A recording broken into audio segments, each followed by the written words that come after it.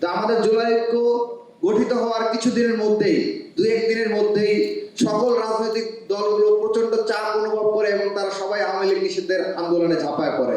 হোসেন সিরাজীর জন্ম জয়ন্তী আমি স্মরণ করছি সেই বিপ্লবী কবিকে, যিনি প্রথম কবি উপমহাদেশে তো বটে, দক্ষিণ এশিয়া, যিনি সাহস করে সাম্রাজ্যবাদের বিরুদ্ধে স্বাধীনতার ঘোষণা প্রথম দিয়েছিলেন।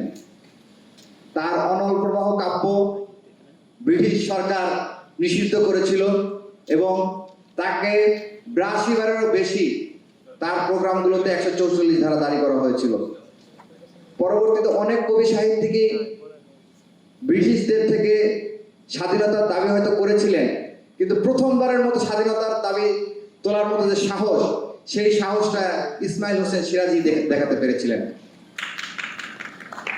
আজকের এই তার জন্ম জয়ন্তীতে জুলাই ঐক্যের প্রথম প্রতিনিধি সম্মেলন করতে পেরে আমি অত্যন্ত পুলকিত অনুভব করছি। আজকের এই প্রতিনিধি সম্মেলনে ইতিমধ্যেই আমাদের মাঝে প্রায় ৭০ থেকে ৮০টার মতো সংগঠন এসে উপস্থিত হয়েছেন প্রতিনিধি, এবং কিছু কিছু সংগঠনের প্রতিনিধিরা এখনো পথে আছেন, আবার কিছু কিছু প্রতিনিধিরা আসতে পারেন নাই বিভিন্ন জটিলতার কারণে। আমাদের আজকের এই প্রতিনিধি সম্মেলনের যে উদ্দেশ্য, আমরা চেয়েছিলাম ৫ আগস্ট পরবর্তীতে আমরা যেই নতুন বাংলাদেশ অর্জন করেছিলাম, সেই বাংলাদেশের ভ্যানগার্ড হিসেবে কাজ করবে বৈষম্য বিরোধী ছাত্র আন্দোলন। বাংলাদেশের প্রতিটি সেক্টর, মিডিয়া, প্রশাসন, সচিবালয় সহ সকল সেক্টরে ফেসিবাদের দোসরদের মুক্ত করার দায়িত্ব ছিল বৈষম্য বিরোধী ছাত্র আন্দোলনের। কিন্তু অত্যন্ত দুঃখজনক এবং ব্যথিত হৃদয়ে আমরা লক্ষ্য করলাম যে ৮ মাস অতিবাহিত হয়ে গিয়েছে, এখন পর্যন্ত আওয়ামী লীগকে নিষিদ্ধ করার ব্যাপারে গভর্নমেন্ট তো বটেই, কেউ ওই ধরনের সিদ্ধান্ত গ্রহণ করতে পারছে না। এবং বিভিন্ন জায়গায় আওয়ামী লীগকে ঢালাওভাবে পুনর্বাসন করা হচ্ছে। ফেসিবাদের দোসররা যারা গুলি চালিয়েছিল, যারা প্রকাশ্যে খুন করেছে, যাদের ভিডিও ফুটেজ আছে, তারা প্রকাশ্য দিবালোকে ঘুরে বেড়াচ্ছিল, গোপনে সংগঠিত হচ্ছিল, এমনকি তারা ঝটিকা মিছিল করার পাশাপাশি বিভিন্ন ধরনের হুমকি ধামকিও দিয়ে যাচ্ছিল আন্দোলনকারীদেরকে। এমন পরিস্থিতিতে আমাদের বাধ্য হয়ে এই জুলাই ঐক্য গঠন করতে হয়। আমাদের যে প্রাথমিক লক্ষ্যমাত্রা ছিল যে আমরা জুলাই ঐক্যের মাধ্যমে রাজনৈতিক দল এবং গভর্নমেন্টকে বাধ্য করব তারা যাতে আওয়ামী লীগ নিষিদ্ধের সিদ্ধান্তে আসে। তো আমাদের জুলাই ঐক্য গঠিত হওয়ার কিছুদিনের মধ্যেই, দুই একদিনের মধ্যেই সকল রাজনৈতিক দলগুলো প্রচন্ড চাপ অনুভব করে এবং তারা সবাই আওয়ামী লীগ নিষিদ্ধের আন্দোলনে ঝাঁপায় পড়ে, এবং আমরা জোট গঠনের ৪ থেকে ৫ দিনের ভিতরে আওয়ামী লীগকে নিষিদ্ধ করতে সক্ষম হই এবং জুলাই ঘোষণাপত্রের প্রতিশ্রুতি আদায় করতে সক্ষম হই। এবং আমাদের আরেকটা প্রাথমিক লক্ষ্য ছিল শাপলা গণহত্যা, পিলখানা ট্র্যাজেডির হত্যাকাণ্ডের বিচার, মোদী বিরোধী আন্দোলনের গণহত্যা, ২৬শে মার্চে গণহত্যা, ২৮শে ফেব্রুয়ারিতে গণহত্যা সহ ফেসিবাদী আওয়ামী লীগ যতগুলো গণহত্যা সংগঠিত করেছে, যতগুলো অপকর্ম সংগঠিত করেছে, যতগুলো দুর্নীতি করেছে, যতগুলো পাচার করেছে, প্রত্যেকটার বিচার নিশ্চিত করা। আপনারা দেখেছেন ট্রাইব্যুনালের মাধ্যমে ইতিমধ্যেই ওই খুনি হাসিনার বিচার কার্যক্রম দৃশ্যমান হয়েছে। তো এই পর্যায়ে আমরা চিন্তা করলাম যে আমাদের জুলাই ঐক্যের পক্ষ থেকে কি করা যায়।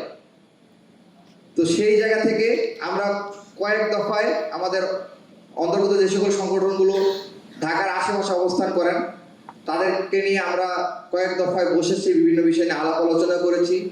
আপনারা জানেন যে মিডিয়া সেক্টরগুলো এখনো ঠিক আগের মতোই ফেসিবাদীদের দোসরদের দ্বারা পরিচালিত হচ্ছে।